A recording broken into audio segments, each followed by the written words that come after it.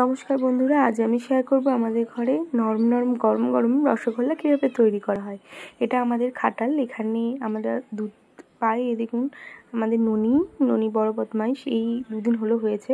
নরম তুলতুলে খাঁটি রসগোল্লা তৈরি করার জন্য তো দুধ চাই, তাই এই খাটাল থেকে দুধ নিয়ে যাওয়া হবে। এখান থেকে দুধ নিয়ে গিয়ে বাড়িতে রসগোল্লা তৈরি করা হবে। রসগোল্লা আমাদের বাড়ির সবাই খুবই পছন্দ করে, আর সেটা যদি ঘরের খাঁটি রসগোল্লা হয় তাহলে কেই বা অপছন্দ করবে বলুন। এখানে দুধ নিয়ে নেওয়া হয়েছে ছানা কাটার জন্য, আর অন্যদিকে চিনি আর জল ফুটতে দেওয়া হয়েছে রসের জন্য। এখানে ছানা কেটে নেওয়া হয়েছে দেখুন, আর ছানাটাকে এবার আমরা ময়দা দিয়ে হালকা করে মেখে নেব। ভালোভাবে থেসে থেসে মাখতে হবে, মাখাটাও কিন্তু এখানে খুবই ইম্পর্টেন্ট। যত ভালো মাখবেন তত কিন্তু মিষ্টি নরম তুলতুলে হবে, নাহলে কিন্তু শক্ত হবে। এখানে ভালোভাবে দেখুন, ভালোভাবে মেখে মেখে একটা মোলায়েম ভালো করে থেসে একটা ডো তৈরি করে নিতে হবে। আর আপনারা কারা কারা রসগোল্লা খেতে খুবই পছন্দ করেন নিচে কমেন্ট করে জানাবেন।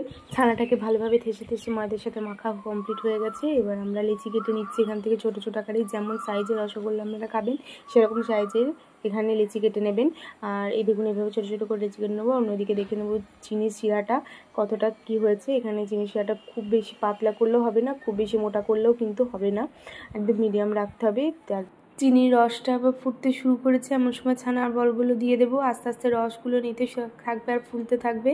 যখন পুরোপুরি ফুলে উঠবে তখন গ্যাসটাকে অফ করে দিয়ে গরম গরম নরম নরম পরিবেশন করুন তুলতুলে রসগোল্লা।